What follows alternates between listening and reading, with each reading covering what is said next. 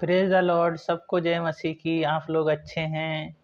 क्योंकि आज का एक और दिन परमेश्वर ने दिए, परमेश्वर को बहुत बहुत धन्यवाद देते हैं। वचन पढ़ेंगे, उससे पहले प्रार्थना करें।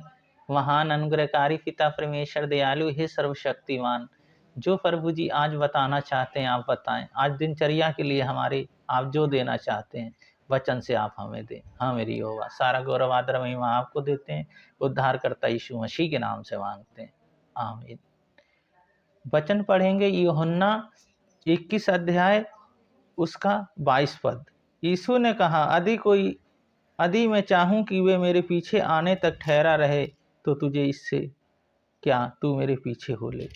तो हम यहाँ देखते हैं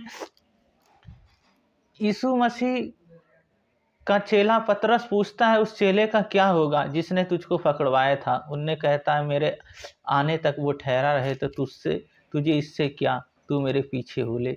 तो हम यहाँ देखते हैं यीशु कहते हैं सब लोग मेरे पीछे हो लें, उसके पीछे हो लेते हैं तो वो परमेश्वर हमारे जीवन में फिर कार्य करते हैं। पहली बात है आलोचना। हम ये देखते हैं आलोचना आजकल बहुत है, यानी दूसरे की कमियों को तो हम देख लेते हैं पर अपनी कमियों को नहीं देखते हैं। पर पहले हमें अपनी कमियों को देखना। जिस तरह यीशु मसीह कहते हैं यदि तू दूसरे की आंख के तिनका को देखता है और तेरे आंख ही में लट्ठा है, पहले अपनी आंखों से लट्ठा निकाल ले, फिर दूसरे की आंख का तिनका निकालना। तो हम यहाँ देखते हैं आलोचना हमारे अंदर होती है, नहीं होना चाहिए। वो ऐसा है, वो ऐसा है, वो ऐसा, ये बातें हमारे अंदर नहीं होनी चाहिए। आलोचना नहीं होनी चाहिए हमारे अंदर। दूसरी बात है हमें यीशु के पीछे हो लेना है। यीशु के पीछे, जब यीशु के पीछे हम हो लेते हैं तो सारी बातें, वो सारी अच्छाइयाँ हमारे अंदर आ जाती हैं। यीशु के पीछे क्या है, यीशु को हम पहला स्थान देते हैं, सारी बातों में हम उसको आदर देते हैं और उसके पीछे हो लेते हैं, वो हमारे जीवन में कार्य करते हैं। पीछे हो लेना है धन से, पैसे से, अपनी ताकत से, अपनी सामर्थ्य से, अपनी बुद्धि से, हर चीज़ से उसके पीछे हो लेना है। परमेश्वर हमें हमारे जीवन में कार्य करेंगे। तीसरी बात, हमें हमेशा जागते रहना है और हमें प्रार्थना करते रहना है, जागते रहना है, दूसरों के लिए उन्नति का कारण बनना है। और हमें परमेश्वर आने वाले हैं, उसके लिए हमें जागते रहना, प्रार्थना करने में जागते रहना है, हमें अच्छी बातों में जागते रहना है, हमें किसी बुराई से दूर रहना है, हमें जागते रहना है।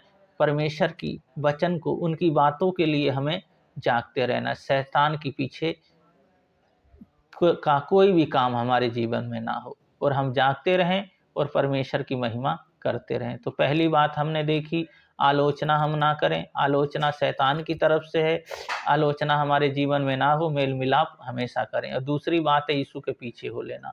उसके पीछे जब हो लेते हैं तो हमारे जीवन में बड़े बड़े कार्य होते हैं। तीसरी बात है हमेशा जागते रहें और उसका इंतजार करते रहें, वो कब आएंगे, कौन सी घड़ी आएंगे।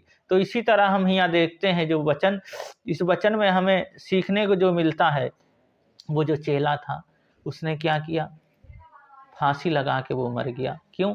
क्योंकि उसने परमेश्वर के पकड़वाया था उसने।